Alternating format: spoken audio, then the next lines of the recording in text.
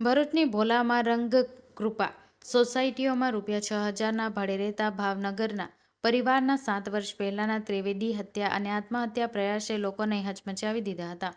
પાનોલીની કેમીનવા કંપનીમાં નોકરી કરતા સુપરવાઇઝર જગદીશ સોલંકીનો પગાર 25,000 હતો. બેંકની 3 લાખની લોન અને 80,000નું દેવું હતું.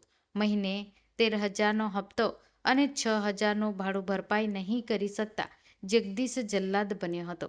26 ફેબ્રુઆરી 2018ની બપોરે ઘરમાં જ 30 વર્ષની પત્નીએ પાણી આપવાનું કહી તેની ઉપર ધારદાર ચપ્પાથી ગળા ઉપર હુમલો કરેલ. તેણી બચવા બૂમો પાડતા હિચકારો હુમલો કરી તેણીને ઉપરા છાપરી ચપ્પાના ઘા મારી મોતને ઘાટ ઉતારી દીધી હતી.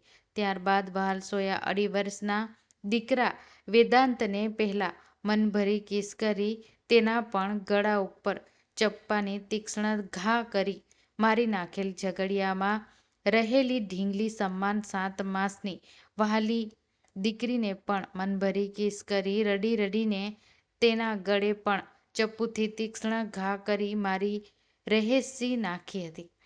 ત્રિવેદી હત્યાને અંજામ અપાવ્યા બાદ જગદીશે પોતાના ગળા અને હાથ ઉપર ચપ્પુની ઘા કરી આત્મહત્યાનો પ્રયાસ કર્યો હતો.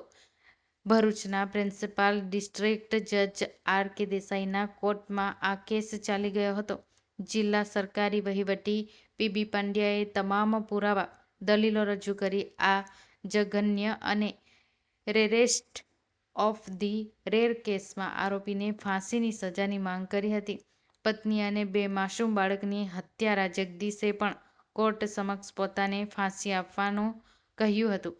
અદાલતે આ જધન્ય અપરાધ અને ગંભીર ગુનામાં પોતાના પરિવારના જ ઘાતકી હત્યારા અને ટ્રિપલ મર્ડરના આરોપી જગદીશ સોલંકીને આજીવન કેદની સજા ફટકારી છે.